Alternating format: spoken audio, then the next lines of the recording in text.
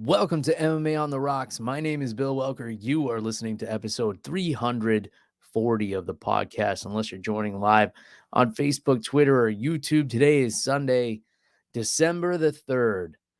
December is upon us. I don't know about you guys. I've already got my holiday decorations up. We had the annual holiday parade in my small town here in Florida on Saturday, I guess, yesterday. And it was a great time. The kids really enjoyed it. So that's it. We're full tilt towards the holidays. There's no turning back now. It's all downhill from here. Here, my buddy Matt the mechanic is on the show. You guys may have heard the Picks and Pours episode last week, which actually got posted on iTunes and all the audio platforms, but typically it's exclusive to YouTube, so make sure you're subscribed to YouTube. Turn on your notifications so you can catch that show where Matt the mechanic comes on and makes picks, and I criticize him for those picks. And I guess I'll have to criticize him this week because he was only like 1 for 5. But he's commenting on my audio here because I do have a new microphone after 6.5 years or so of doing this podcast. I don't know. I'd have to do the math. Maybe it's 7 years. Finally invested in a new microphone.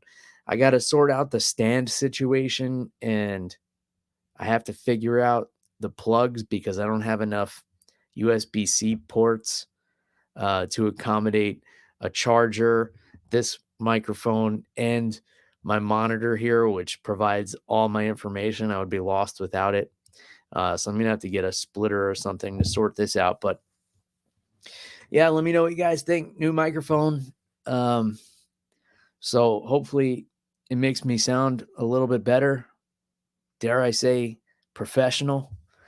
Yeah, we'll figure this out. I got to get a stand for this thing. I bought this microphone thinking that it came with a stand, and here it goes. It's just I'm just kind of balancing it on the desk in front of me for now, but I will get a stand for it. I promise you guys.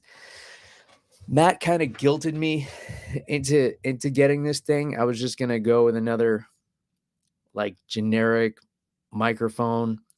But Matt convinced me that after so many years, the listeners deserve better audio quality. So I went ahead and invested in a actual like better quality microphone for you guys. So I hope you appreciate it. Even though my voice is still a little rough from the cold or whatever it was I had last week. If you didn't catch Thursday's episode, on the way back from New York, I caught some kind of cold, had a fever for a couple of days, and then I lost my voice for a day or two. It's kind of back, but then I got hit with allergies on top of that. So here we are, just trying to force it all down the pipe with whiskey. I'm getting in the holiday spirit here. I'm drinking some Knob Creek smoked maple bourbon here, which I usually don't like by itself. I usually mix it into cocktails. But I had a cocktail or two earlier, so now I'm just pouring it straight. I got a little cinnamon stick in there too, which I may or may not have set on fire. Good weekend for me. Hope everybody else had a great weekend. Awesome weekend of combat sports. I took my daughter to a little movie theater in town today. There's a restaurant here in Safety Harbor. They have a movie theater in the back, and they show like not new run movies, but older movies. So all through December, they have Christmas movies. So you can go, it's like $5 for a ticket, and you go sit in this back room. They have like 30 chairs with tables, and you can order food. Place has pretty good food as well. It's called Gigawaters. It's like a prohibition style restaurant. Funnily enough, I'm wearing my anti-prohibitionist shirt today. I don't like to get into politics, as you guys know, but this is something that I stand firm on. I'm definitely against prohibition. So I'm just going to go on record saying that. I don't think that should come as a surprise to anyone. But yeah, my wife had plans with some of her girlfriends today. They went into Tampa to do some stuff. So I took my daughter to the movie. They were playing the Santa Claus with Tim Allen, which was a popular movie with me in my childhood. Growing up, it depicted like a lot of my ideas of what Santa Claus was, and ties up a lot of loose ends, and she really enjoyed it. We had a big old bucket of popcorn, and we had some burgers, and just had a great time. I love that my daughter's at the age now where she can enjoy movies. It's a really fun age. And then I also introduced her to Jingle All the Way with Sinbad and Arnold Schwarzenegger, which was another big one for me as a kid. And needless to say, she loved it. And I can verify that by the fact that we watched it 3 times this weekend. So definitely getting my fill of holiday movies early on in December, as well as all the fun of the Elf on the Shelf and things like that. All you parents out there can relate. I have the alarm set on my phone to go off every night, so I know, to relocate the elf. And as much as a pain in the butt as it is, it's so awesome to see my daughter wake up every morning in December and look for the elf, and have a little story to go along with it, and she like kind of interacts with it and tells it things that she wants it to do. It's really fun, despite how much I might complain about having to hide a thing every day. It really is a fun age, and I want to enjoy it while it lasts. All right. I know you guys didn't come here to talk about Elf on the Shelf and Jingle All the Way and the Santa Claus and all that stuff. So let's talk about some fights, shall we? Wash down some more of this sore throat. Mark Fellows says, I sound like John Morgan now with some deeper bass. That may be because of the microphone, and it may be because of the tail end of this cold that I've been battling, and it may be because of the whiskey, but either way, I'll take that as a compliment, Mark. I appreciate it. Mark also says that John Morgan is in MMA reporting and he's not as well known as Bill. I don't know about that one, but I'll take that as well. I'll take all the compliments these days. We could all use a little self-esteem boost, especially around the holidays, right? All right, let's get into UFC Austin. This was a fantastic card. Some incredible finishes on this card. We had 2 slam KOs back to back. How do you get better than that? One of my favorite knockouts of all time is Rampage Jackson in Pride, when he knocked out Ricardo Arona, who was trying to catch him in a triangle, picked him up and slammed him, knocked him unconscious. One of my all-time favorite knockouts. I'd say easily top 5. And we had 2 very similar ones in the UFC. I don't remember the last time I've seen anything like this, but we'll get there. Let's start at the top. Arman Tsarukyan with a beautiful first-round knockout of Beneil Dariush. Just a perfectly timed right hand, smashing the jaw of Beneil Dariush, sending it clear across the cage. It was perfectly timed, perfectly placed. It was really a work of art by Arman Tsarukyan, who was very fired up going into this fight, very fired up during the fight, and in the post-fight as well, which is where things went a little bit south for me anyways. So he has this beautiful performance. He says his next fight he wants to be for a title. I don't think anybody would argue that. I mean, he just beat Beneil Dariush in a main event in devastating fashion. So who would deny him a title shot, especially since he had such a close fight with the champ Islam Makhachev about 4 years ago. Here's what I didn't like. He was hyping up his performance and saying he's deserving of a title shot. I'm good with all of that. Then he went on to say that he was happy to see Bobby Green's head get bounced off the canvas in the co-main event. Now, these two had a little bit of friction. I'm not sure what exactly went down, but Arman confronted Bobby Green earlier in the week and said, "Hey, man, I heard you're talking some shit about me." And then Bobby Green was like, "I don't know what you're talking about, but do what you got to do." And Arman then, put his hands on Bobby Green and shoved him, kind of gave him like a little throat shove, neck punch kind of thing. And this is what I don't like. I don't like to see stuff like this kind of thuggish behavior. And then when you're talking about being happy, seeing another person get injured in there in a fight, in which a lot of us would probably agree was a bad stoppage. Jalen Turner, was forced to put more unanswered blows than necessary on Bobby Green because of the refereeing there, and we'll get to that in a minute. But when you start talking about wanting to see people get injured, that's when you're not talking about sport anymore. I know this is a violent sport. It's a rough sport. And trust me, when I'm not talking to you guys, I'm a rough enough guy in my own right.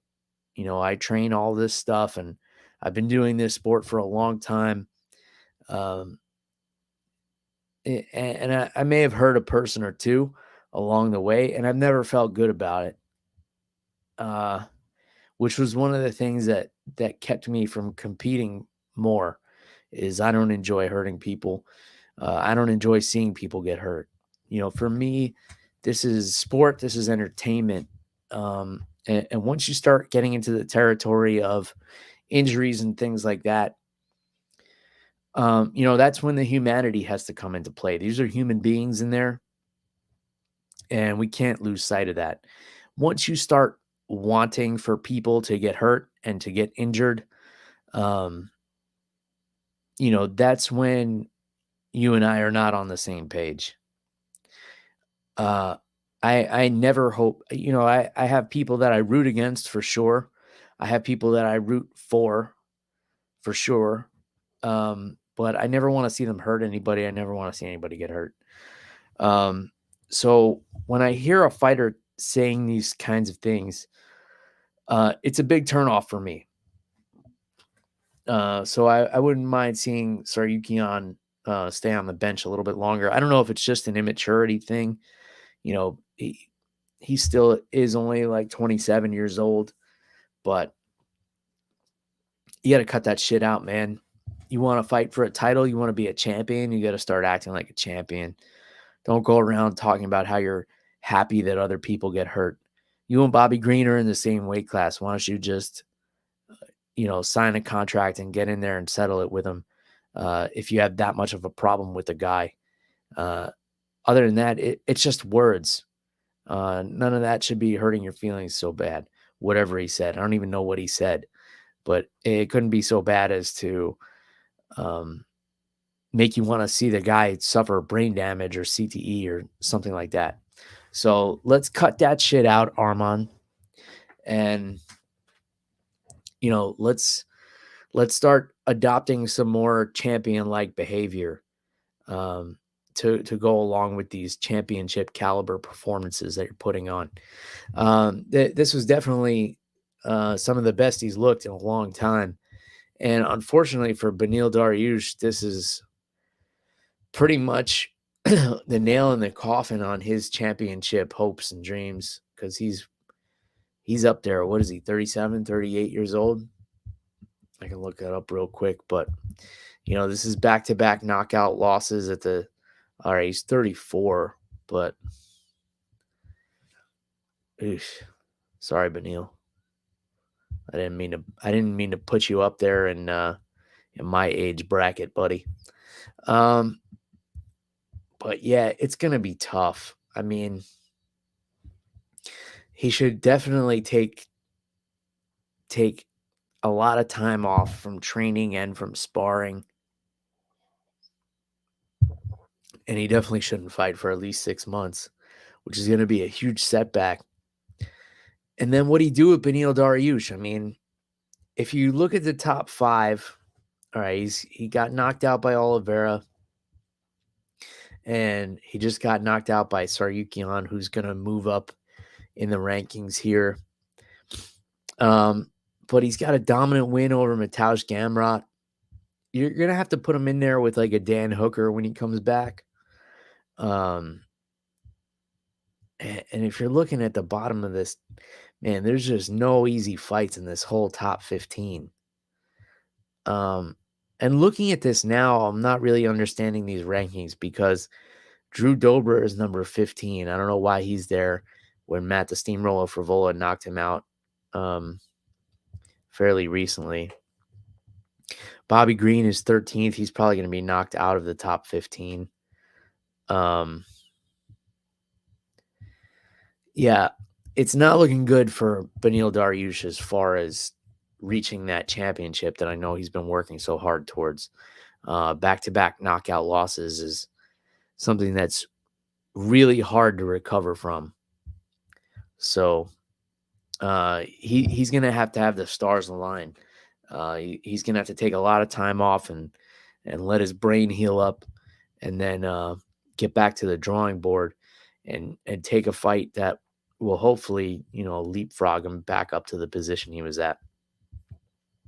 As far as Tsarukyan, I don't think he gets the title shot right away, but he may have found himself a fight with like a Dustin Poirier, or someone of that caliber. Michael Chandler, maybe. Chandler and Tsarukyan would be a fun fight for sure. Let me know what you guys think. Co-main event, Jalen Turner gets it done against Bobby Green. So this was the one fight that Matt the Mechanic got right on the Picks and Pours episode last week. If you heard that episode, Matt was siding with Jalen Turner because they both collect tarantulas, breed tarantulas, practice husbandry, which was a new vocabulary word for me last week. Means like the breeding of creatures or some shit like that. But they both do that. So Matt was pulling for Jalen Turner. Jalen gets the first round knockout against Bobby Green. These two had a little bit of history. They trained together, but they seemed to squash it at the end. And I saw a nice video on Bobby Green's Instagram where he congratulated Jalen Turner and said that he was happy for him and his success. And that's really cool to see. That's the kind of sportsmanship that I like to see, and the kind of humanity. Jalen Turner bowed to Bobby Green in the cage after the fact. And that's what we like to see here. Even if there's some animosity leading up to it, they settle it in there and they're both accepting of the result. And that's what the sport's all about. It's not about wanting to see people get injured and get hurt. Speaking of which, Kerry Hatley, the referee in this one, he screwed up. And from what I understand, he is aware that he screwed up. So, all the comparisons to like Mario Yamasaki and Steve Mazzagatti are not really warranted, because Kerry Hatley, admitted that he made a mistake. and he feels really terribly about it. So if you didn't catch the fights, which I'm assuming you did, but if you didn't, you're just tuning in for a recap. So Jalen Turner drops Bobby Green with a really nice right hand that kind of skimmed off of his shoulder, but then still hit him like pretty clean on the side of the head. And he was face down on the mat. Jalen Turner got on top of him and dropped, I want to say, upwards of 10 unanswered strikes to Bobby Green's head, to the point where he completely stopped moving, at which point Kerry Hatley did step in and stop the fight. But it should have been stopped sooner. It was a late stoppage. It was not a good stoppage. Listen, I mean, it's a hard job. I don't want to beat up on the guy. He's already taken a beating online. I've been in there as a referee for Muay Thai, not for MMA. And it's really hard to make decisions at the spur of the moment. You know, when you think you know how much someone can take, so, you know, you kind of allow them to take it. It's a fine line, and it's a line that was crossed pretty egregiously on Saturday night in Austin, Texas. But Kerry knows he made a mistake, and, you know, I'm sure he feels like shit. It seems like Bobby Green is okay. But it was one of those scary knockouts where he was taking unanswered blows, and then the lights were completely put out, and they didn't need to be. So hopefully Bobby Green is okay. Hopefully, you know, Kerry Hatley learns from this experience, and, you know, we can all see some better refereeing going forward. You know, when you have a guy like Bobby Green in there, you probably give a little bit more leeway with the stoppage, because you know what a tough dude that is. You know he can bounce back.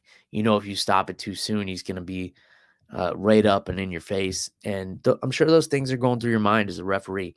So it was a bad call. It was a mistake. Everybody makes mistakes. You know, I wouldn't say Kerry Hatley is someone who is a serial offender when it comes to this. And you know, we all move on. Great win for Jalen Turner, taking this fight on 2 weeks' notice or whatever it is. He's definitely going to move up in the rankings because of this one. Who do you guys want to see Jalen Turner fight next? You know, he's ranked 12th going into this. He was actually ranked ahead of Bobby Green. I got to say, Jalen Turner and Benoit Saint Denis would be a really fun fight. That would be a really fun fight. Jalen Turner and Arman Tsarukyan would be a fun fight. Let's see. He's already fought Mateusz Gamrot. That didn't go well. Jalen Turner and Dan Hooker again. I would love to see a rematch of that fight. It was a fantastic fight the first time.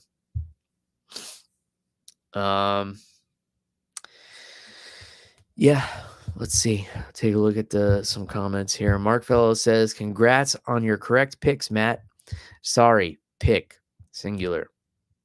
Oh man, Mark and Matt going at it again in the comments, and I am not disappointed. I have to say, I kind of enjoy their banter. All right, Davison Figueiredo making his bantamweight debut, and it went a lot better than I anticipated. Fairly dominant win over Rob Font here. He just kind of smothered him. You know, he was able to get him down a couple of times and got him thinking about that takedown, so he was able to stifle him on the feet as well. He landed some big shots, and really just derailed Rob Font here. I have to say, this was pretty unexpected for me. I was expecting Rob Font, you know, to be able to get it done in there against the rising in weight Davison Figueiredo, but, you know, he takes out the number 8 ranked Rob Font. So where do we go with Davis and Figueiredo here? Do you bump him up a little quicker because he is the champion at the weight class below? I say we go right for Davis and Figueiredo and Peter Yan. That's my vote. I would love to see that fight. I think that would be a really fun fight. I think it would be really interesting. Um, Peter Yan possibly has tighter striking than Rob Font, maybe a little bit better takedown defense. I think it's a really interesting matchup. I don't know what Peter Yan has on the books, but if he doesn't have anything, let's book this fight now. Because we have a bit of a logjam at bantamweight right now. We got the former champ Henry Cejudo's floating around looking for a fight. We don't know what Aljamain Sterling is going to do. Merab Dvalishvili is a very clear number one contender that Sean O'Malley is opting not to fight right now. He wants to settle a score with Chito Vera first, who's ranked number 6. So we got people all over the place here. We have Song Yadong and Chris Gutierrez fighting in the main event next week. We got a couple under Magomedov's creeping up the rankings. Bantamweight's a really fun division right now. As for Rob Font, I think obviously he deserves another top 10 opponent in his next fight. Maybe Pedro Munoz, maybe Jonathan Martinez, something along those lines.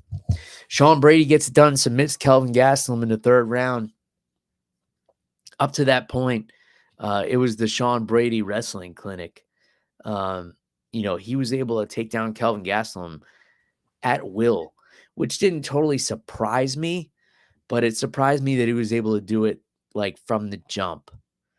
I thought he would have to wear on Kelvin a little bit, allow that big weight cut back down to 170 to kick in again before he was able to get him to the ground. But no, Sean Brady, he's a thick dude. He has great MMA wrestling. The way he mixes in his level changes is excellent. He's able to just drag guys to the ground and smother them. That's what he did with Kelvin Gastelum.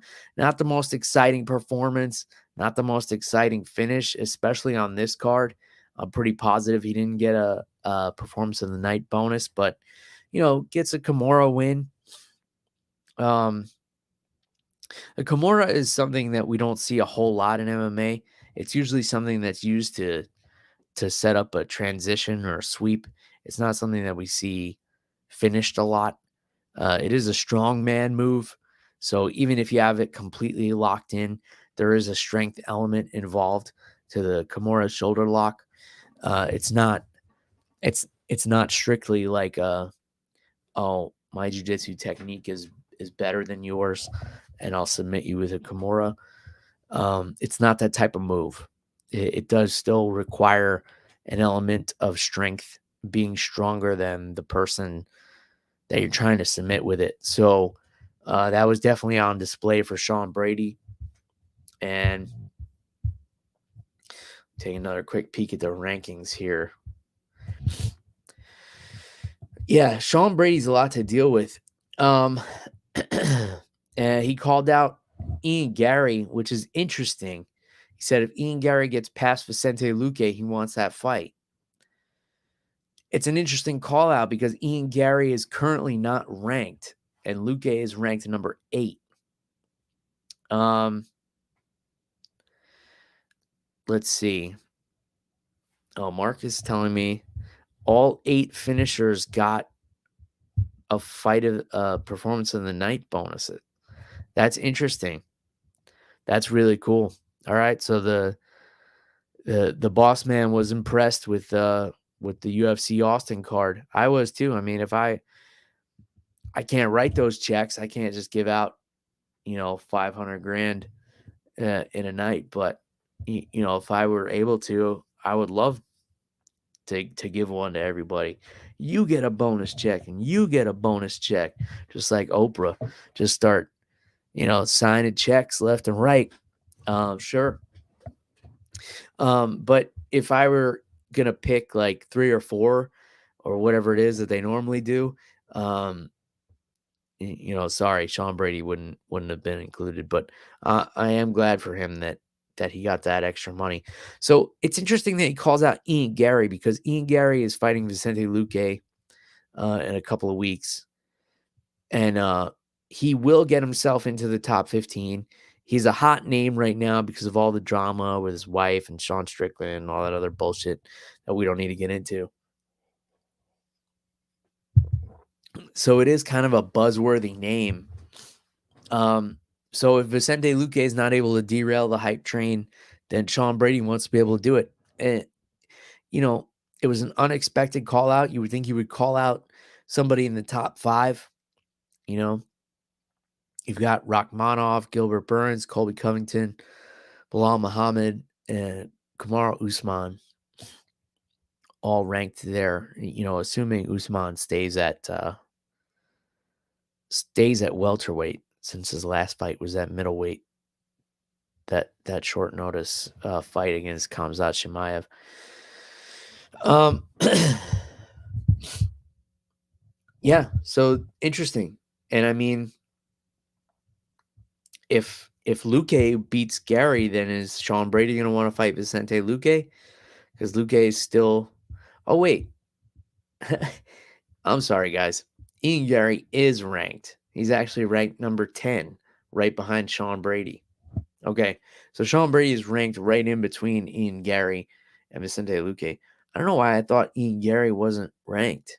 I guess it makes sense because he beat Neil Magny in his last fight. All right. So that's that. I stand corrected once again. Joaquim Silva getting a unanimous decision over Clay Guida, but how do you not respect Clay Guida? He's like 41 or 42 years old. He was in there with that kid, man. The first round didn't go so great with him. Got hit with some hard shots, wound up on the bottom. But then he went back to his corner and said that was his best round. If anything, you have to respect the mindset of Clay Guida. Like, that guy is such a competitor. And I've been saying for a long time, I think Clay Guida should be in the Hall of Fame just for the fact he's been in the UFC for 18 goddamn years. Who else has been able to do that? Who's been able to put on that kind of a run besides like Andrei Arlovsky? Who else has been able to stay in there and stay competitive this long? Clay Guida is a damn warrior. I have so much respect for that guy. And he looked really good at moments of this fight. He was relentless with that takedown in the second round. I'd say he won the second round. And then the third round was close. He looked like the less fatigued fighter at the end of the fight. But, Silva did enough to get it done. And he was very humble about it as well, which was nice to see. A lot of respect for Clay Guida by Joaquim Silva. Dustin Stoltzfus getting it done against Punahele Soriano. This one went pretty much as I anticipated. So, excuse me. Again, to reference the Picks and Pours episode on Thursday, my breakdown of this one was that Soriano is most dangerous through the first round and a half. And sure enough, once we got past that point, he was just gone. He was just fatigued. And Dustin Stoltzfus was who didn't look like a world beater in there. He was able to get Soriano to the ground, get him with a rear naked choke. He had to switch up a few different grips. He kept going for the modified grip, and what he would do is he would have his elbow flared out, which is something that I hate to see with the modified grip for the rear naked choke, because I'm a big fan of the modified grip rear naked choke for MMA, because it's just so difficult to get the hand behind the head with the 4-ounce gloves on. I've always had a hard time with it. I see guys in the gym all the time have a hard time with it. It's still like probably the number one submission in MMA just because, when guys get tired or they get hurt, they tend to give up their back and kind of, let people get that choke in. But when someone is actively defending it and they're fresh, it's hard to get that hand behind the head. So the modified grip is a great way to go. But when you have the arm flared out, you just can't get enough pressure on the neck and on those carotid arteries. So what you have to do is you have to have the non-choking arm kind of in line with the shoulder blade to be able to put enough leverage to make it an effective choke. In any case, Stolfitz was able to get it done, but it took a few grip adjustments before he got there. But Soriano was so fatigued at that point that he wasn't putting up much of a fight. Miesha Tate getting it done. Dominant win over Julia Avila. Just took her down at will. Was just beating the brakes off of her. Pillar to post rounds 1 and 2. And then third round, she's able to get the submission. They're calling it a face crank, but who cares? Tap is a tap. I always laugh at the people in the gym that are like, well, that was more of a crank than a choke. It's like, yeah, but you tapped, didn't you? It's like Mr. Chow. It always reminds me of Mr. Chow from The Hangover. But did you tap? So what's the actual line? But did you die?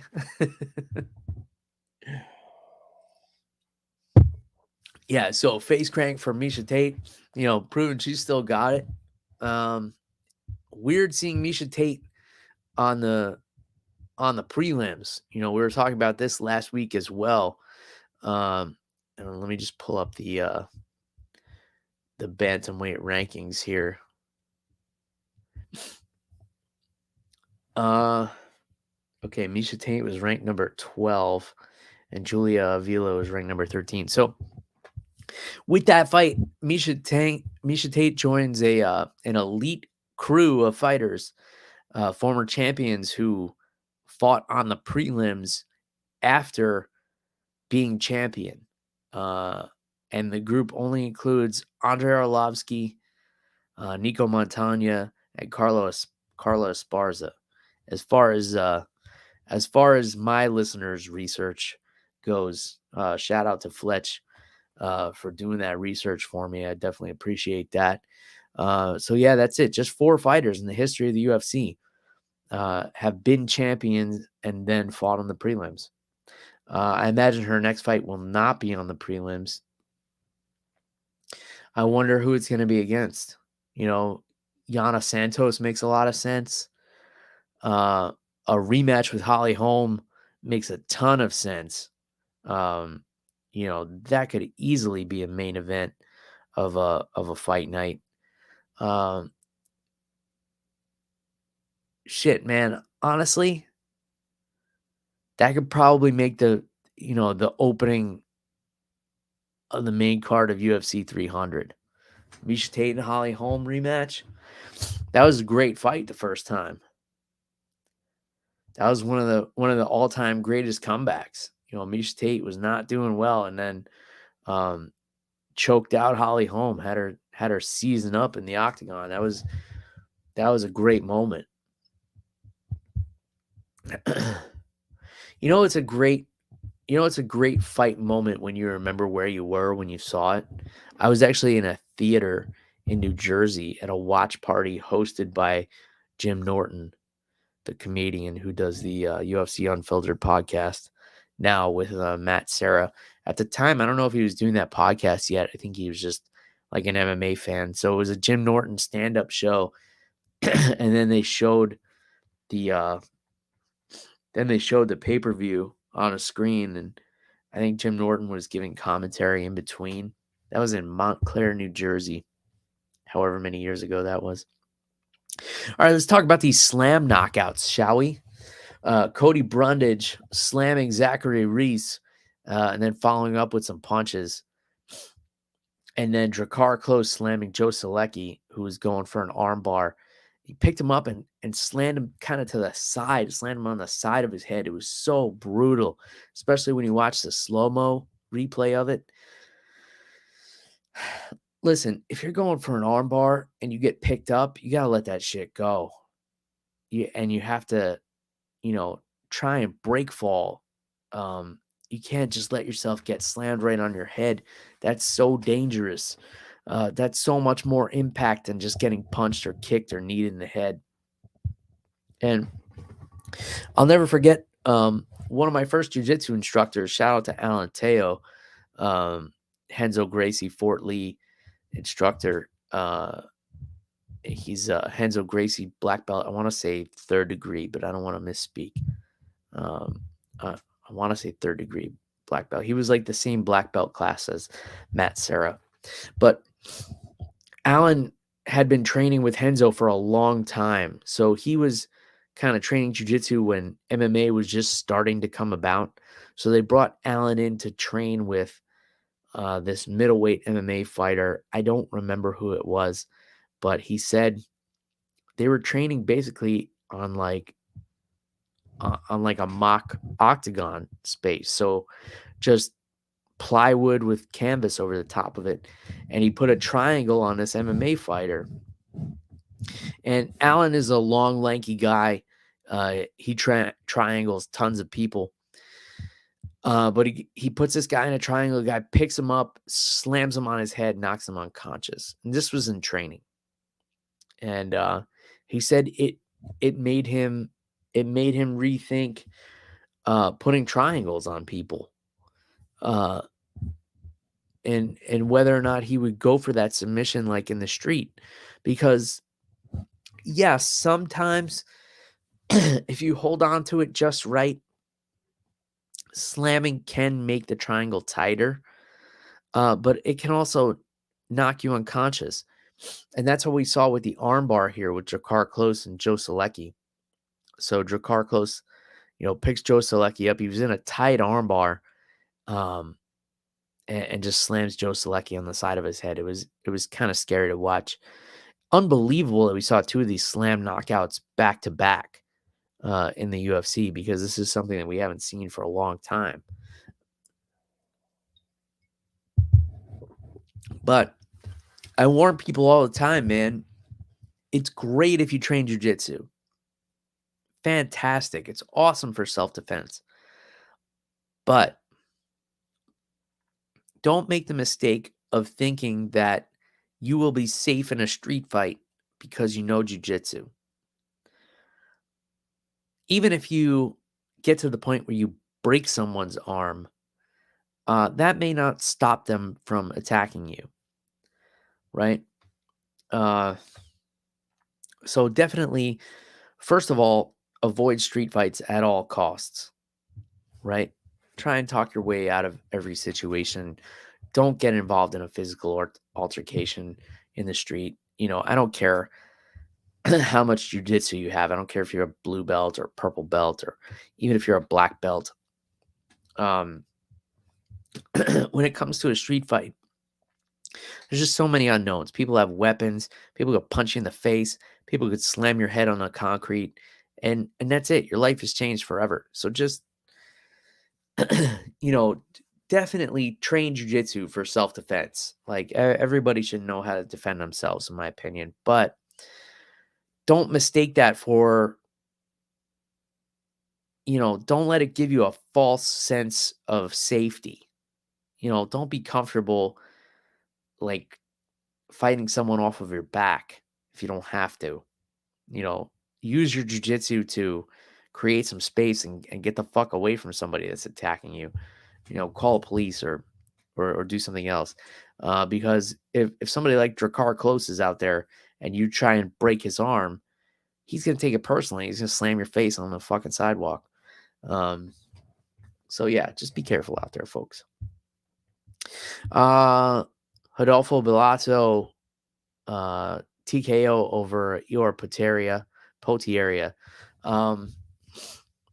This was an interesting comeback because Potieria was beating the shit out of Bellato. especially at the end of the first round. And then damn near finished him. And then Bellato was able to get on top towards the end of the second round and get the TKO there. But it was at a point where the fight could have been stopped the other way with Potieria winning. So great comeback win for Rodolfo Bellato. Sorry, guys, my throat's getting real dry here. I'm out of whiskey. All I have left is this water.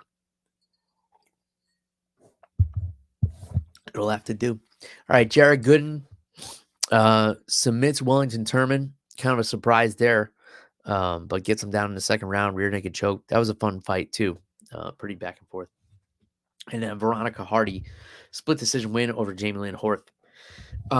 Excellent card overall, absolutely.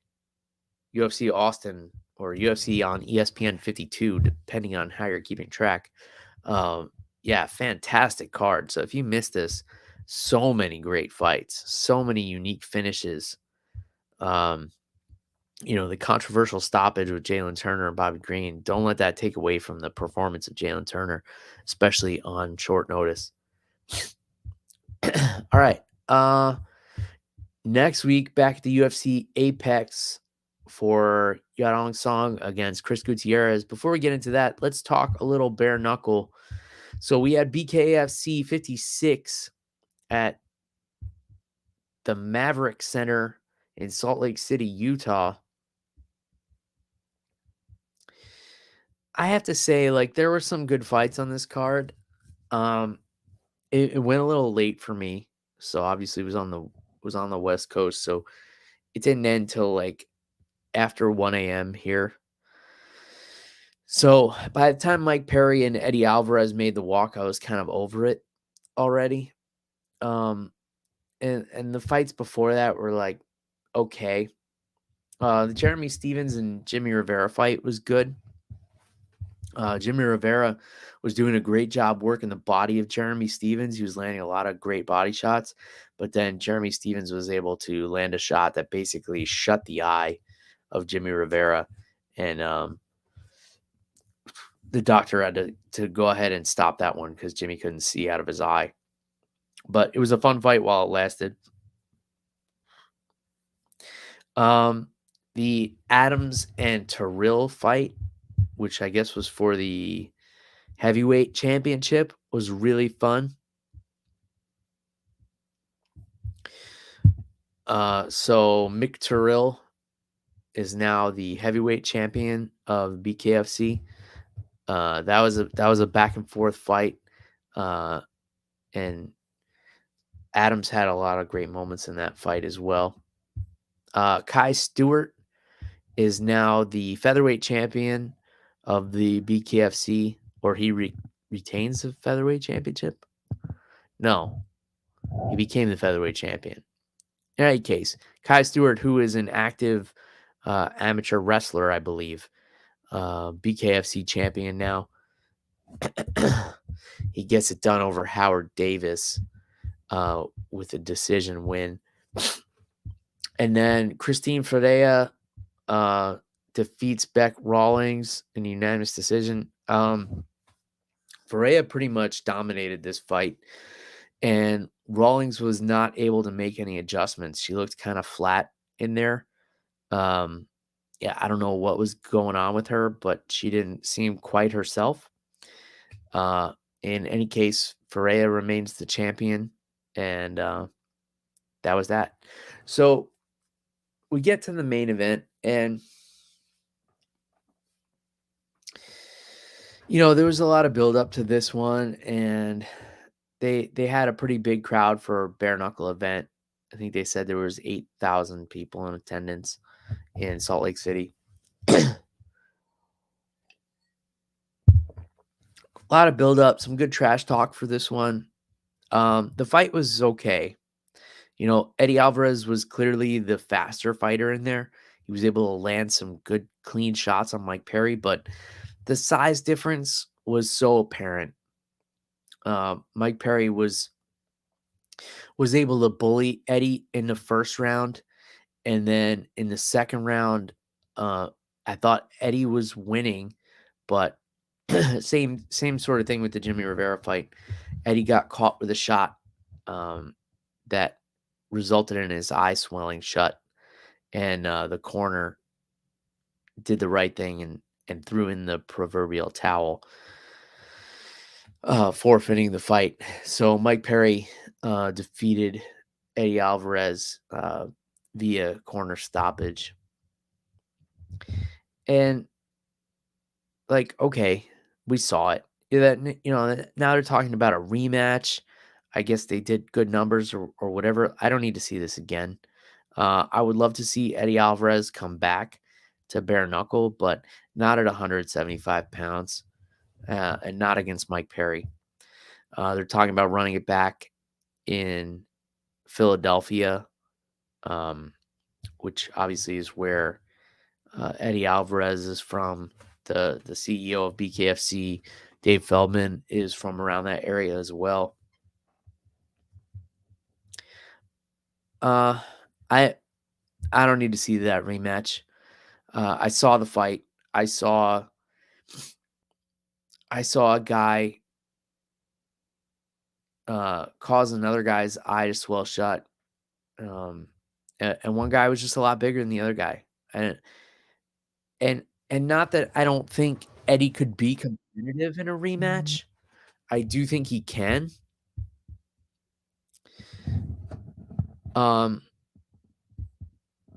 But I just have no desire to see it.